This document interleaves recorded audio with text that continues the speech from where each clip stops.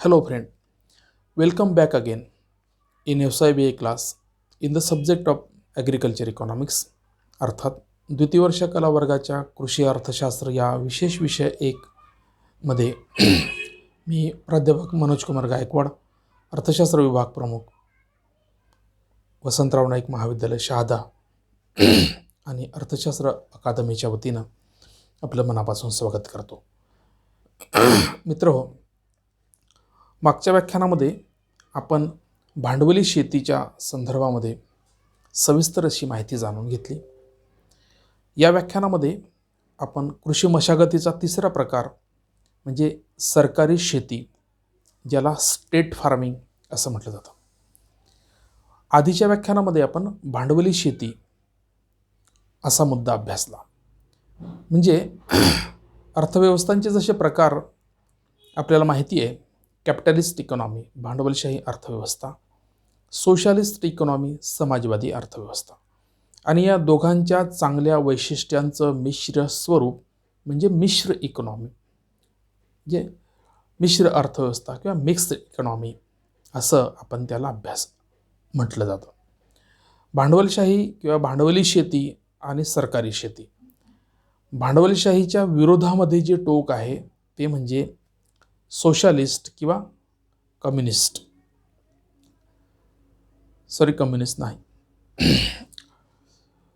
तर भांडवलवादाच्या विरोधामध्ये समाजवाद ही संकल्पना आहे किंवा ही अर्थव्यवस्था आहे.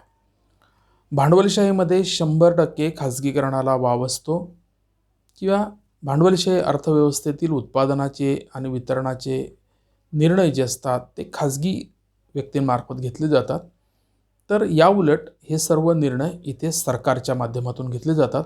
म्हणून त्याला साम्यवादी अर्थव्यवस्था, समाजवादी अर्थव्यवस्था असं म्हटलं जातं. मग हा सरकारी शेतीचा प्रकारसुद्धा त्यामध्येच अंतर्भूत होतो.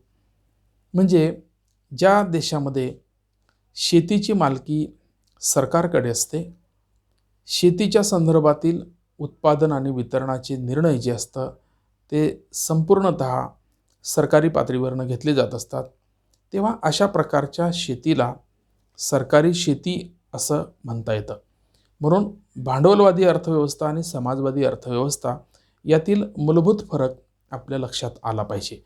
म्हणजेच इंग्लंडमध्ये, अमेरिकेमध्ये भांडवलशाही आहे, पण तिथले त्या संदर्भामध्ये शेती कसण्याची पद्धती जी आहे ती कॅपिटल फार्मिंग आहे.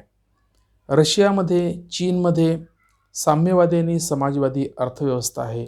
त्यामुळे त्या देशांमध्ये शेती मशागतीचा जो प्रकार आहे तो स्टेट फार्मिंग आहे किंवा राज्याची शेती आहे किंवा सरकारची शेती आहे, ज्याला आपण पब्लिक सेक्टर असं म्हणतो, ज्याला आपण सार्वजनिक क्षेत्र असं सुद्धा म्हणतो.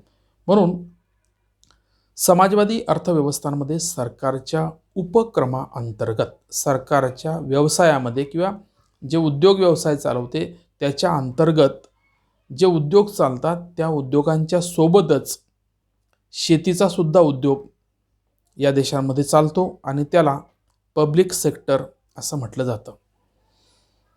म्हणजेच उद्योगांबरोबर शेती सरकारच्या माध्यमातून जेव्हा केली जाते तेव्हा त्याला व्याख्येत बांधताना असं म्हटलं जातं की कृषी क्षेत्रात सरकारी व्यवस्थापनाचा किंवा प्रबंधनाचा प्रयोग म्हणजे सरकारी शेती होय.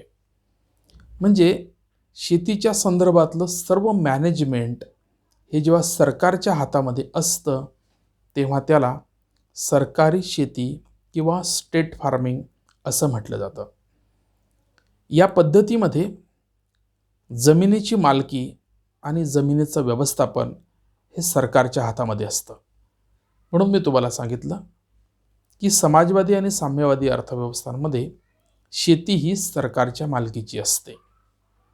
त्यामुळे शेतीतील उत्पादनविषयक निर्णय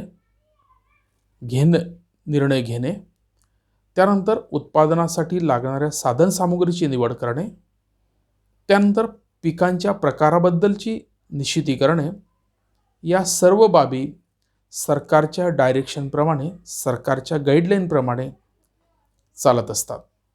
शेतीतील विविध प्रकारची कामे करण्यासाठी श्रमिकांची नियुक्ती केली जाते. म्हणजे अशा देशांमध्ये शेतात काम करणाऱ्या लोकांची नोकर भरती केली जाते. तिथे शेती करणारा एम्प्लॉई असतो. जसं भारतामध्ये शेतकरी शेतमजुराचं जे स्वरूप आहे आणि या सरकारी शेतीमध्ये काम करणाऱ्या श्रमिकाचं जे स्वरूप आहे कामाचं आणि मोबदल्याचं, त्यांच्या अटी शर्तीचं, ते फार डिफरंट आहे, वेगवेगळं आहे. आणि म्हणून इतर क्षेत्रातील श्रमिकांपेक्षा या श्रमिकांची स्थिती वेगळी असते. म्हणजे रशियातील शेतीत काम करणारा श्रमिक, चीनमध्ये शेतीत काम करणारा श्रमिक, युगोस्लेवियामध्ये काम करणारा श्रमिक आणि भारतातील शेतमजूर यांच्यामध्ये खूप मोठा फरक आहे. कारण त्यांच्या सर्व कामाच्या सेवाशर्ती, अटी, वातावरण हे वेगवेगळं असते. अशा शेतीमध्ये किंवा अशा शेतीच्या प्रकारामध्ये शेतीचं आकारमान खूप मोठं असतं. त्यामुळे या मोठ्या प्रमाणावरील उत्पादनाचे फायदे त्या सरकारला मिळत असतात. मोठ्या प्रमाणावरील शेती असल्यामुळे या शेतीमध्ये आधुनिक यंत्र आणि अवजारं वापरली जातात. त्यानंतर या शेतीमध्ये पाण्यापुरवठ्याची सुविधा, सिंचनाची सुविधा उपलब्ध केली जाते. सरकार या शेतीसाठी जेवढं भांडवल गरजेचं आहे तेवढ्या भांडवलाचा पुरवठा करते. त्यामुळे शेतीत निरनिराळे पिके घेतली जातात. शेतीमध्ये सातत्याने संशोधनाचे प्रयोग शेती उत्पादनाच्या संदर्भात घेतले जात असतात. रशियामध्ये आणि चीनमध्ये शेतीच्या संदर्भातले कम्यून असतात. एक 40-50 हजार एकरांच्या शेताचे कम्यून असतात. त्यामध्येच सर्वांना राहण्याची सोय असते, शाळा असते, सगळ्या प्रकारच्या बाजारपेठा असतात. शेतीवर काम करण्यासाठी त्यांचं ठरलेलं असते दिनचर्या. जसं एखादा एम्प्लॉई उद्योग क्षेत्रामध्ये कामाला जातो त्या पद्धतीनेच तशा प्रकारच्या सोयी या स्टेट फार्मिंगमध्ये कम्युनिझममध्ये आणि सोशलिझममध्ये झालेले असतात. रशियामध्ये या शेतीचा प्रयोग मोठ्या प्रमाणात केला जातो, जे मी आपल्याला आधी सांगितलं.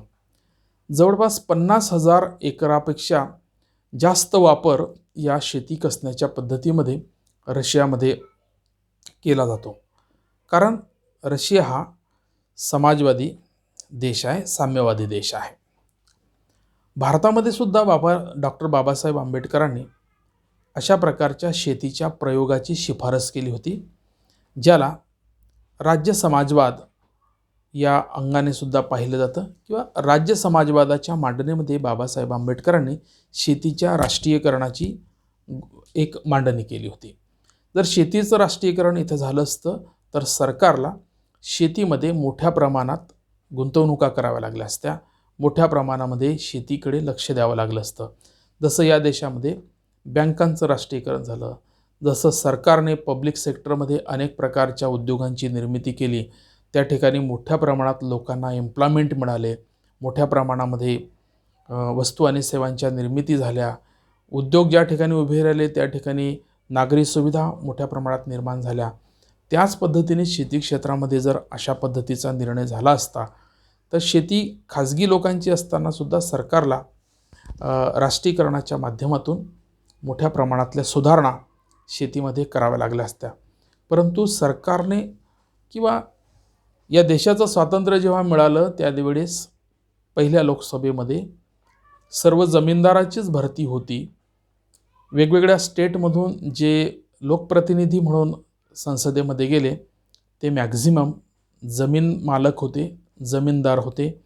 त्यामुळे जमिनीचा हा हक्क त्यांनी खाजगी ठेवण्यात आला किंवा खाजगी मालकीचा हक्क त्यांनी कायम ठेवण्यात आला.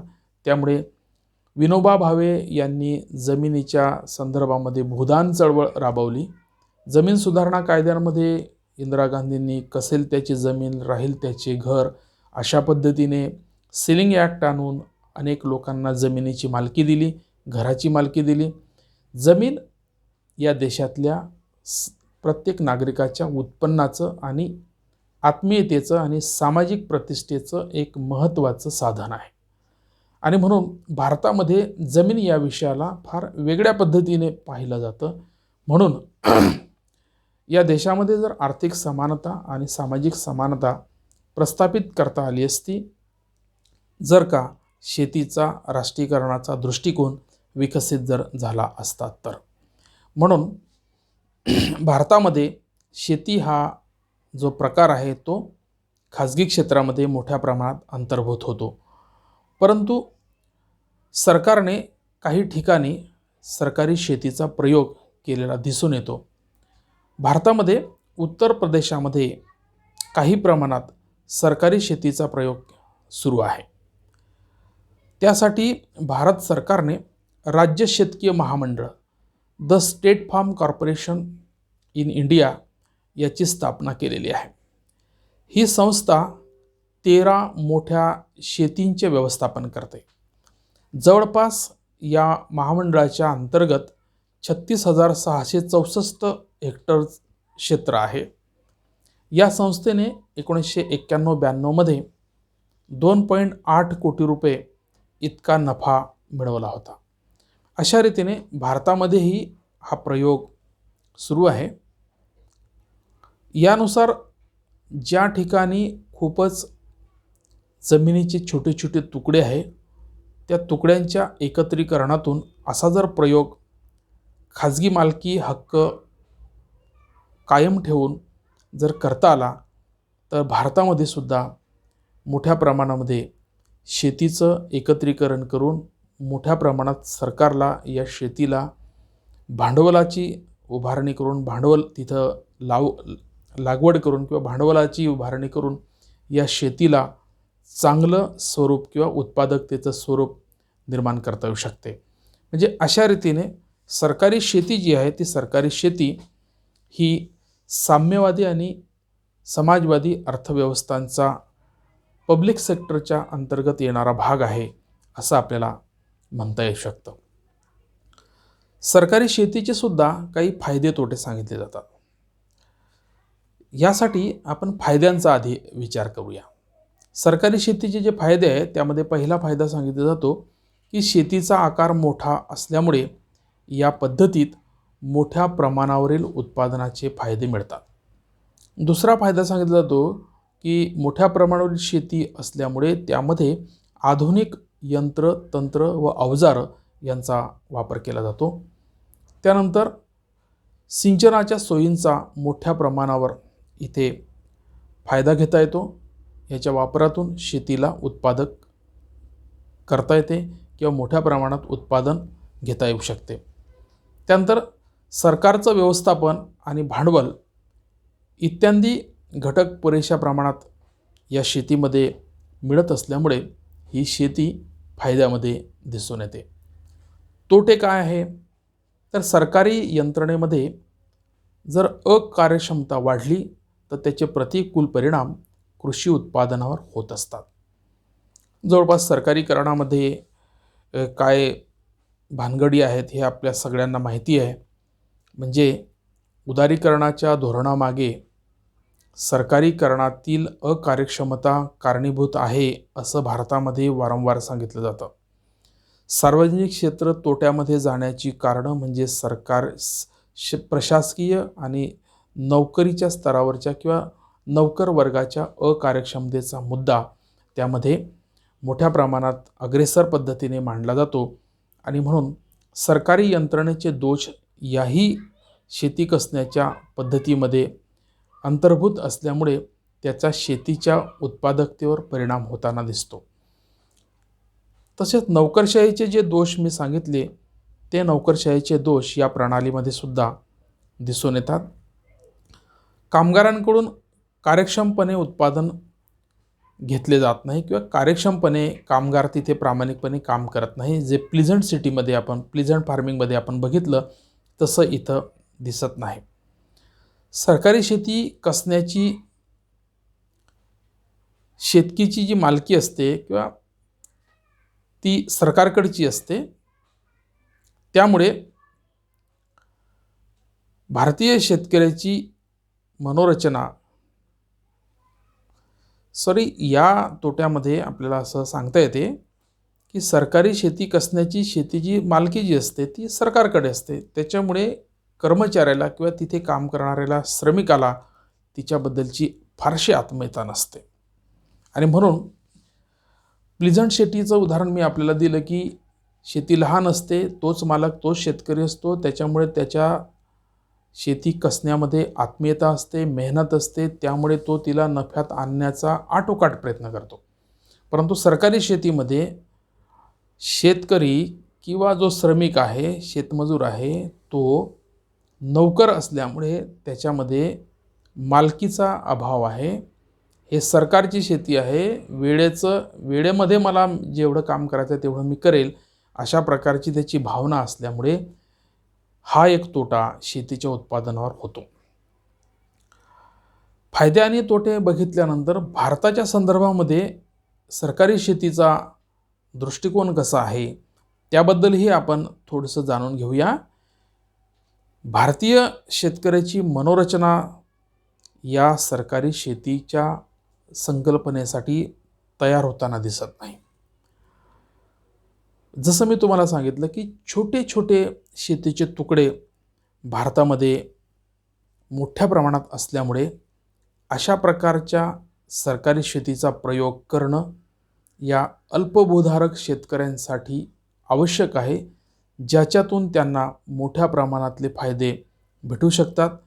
कारण यांच्याकडे फक्त जमीन आहे, पण सरकार त्यांना सगळ्या प्रकारच्या भांडवली व्यवस्थेची उपलब्धता करणार आहे, मार्केटची व्यवस्था उपलब्ध करणार आहे, ॲग्रोबेस इंडस्ट्री त्याच्यावर उभी राहू शकते.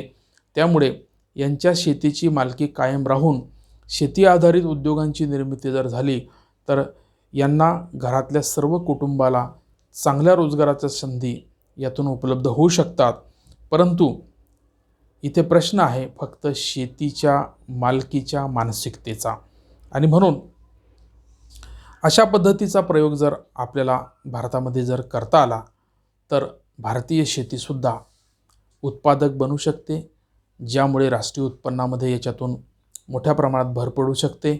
शेती क्षेत्रामध्ये जे दिसणारं दारिद्र्य आणि बेरोजगारीचं प्रमाण आहे ते सुद्धा मोठ्या प्रमाणामध्ये आपल्याला कमी करता येणं शक्य होऊ शकते. अशा रीतीने सरकारी शेती हा जरी साम्यवादी आणि समाजवादी शेतीचा भाग, सरकारचा किंवा अर्थव्यवस्थेचा भाग असला तरी भारतामध्ये अर्धा समाजवाद आणि अर्धा भांडवलशाही आहे. त्यामुळे जिथे जिथे शक्य असेल तिथे तिथे आपण सरकारी शेतीचा प्रयोग उत्तर प्रदेश राज्याच्या धर्तीवर जर केला तर आपल्याला वापरात नसणारी किंवा वापरायोग्य, लागवडीयोग्य किंवा गुंतवणूक योग्य नसणाऱ्या क्षेत्र हे वापरायोग्य किंवा गुंतवणूक योग्य करता येऊ शकते, ज्याच्यामुळे शेतीचा किंवा साधनसामुग्री पडून राहण्याचा जो तोटा आहे तो न होता पडून राहिलेली साधनसामुग्री वापरात येऊन उत्पन्नामध्ये, दरडोई उत्पन्नामध्ये आणि राष्ट्रीय उत्पन्नामध्ये भर पडून बेरोजगारी आणि दारिद्र्य कमी होण्यास मदत होऊ शकते. मित्रांनो, सरकारी शेतीच्या या विश्लेषणामध्ये आपण इथेच थांबतोय. दुसऱ्या विश्लेषणामध्ये म्हणजेच सामूहिक शेतीच्या संदर्भामध्ये नवीन व्हिडिओमध्ये आपण या विश्लेषणाला घेऊन येतोय. तोपर्यंत आपण इथेच थांबतोय. घरी आहात, घरीच राहा, सुरक्षित राहा, आपली आणि आपल्या कुटुंबाची काळजी घ्या. व्हिडिओ आवडला असेल तर लाईक करा, शेअर करा आणि सबस्क्राईब करा आणि आपल्या मित्रांनाही सांगा. तोपर्यंत आपण इथेच थांबतोय. थँक्यू.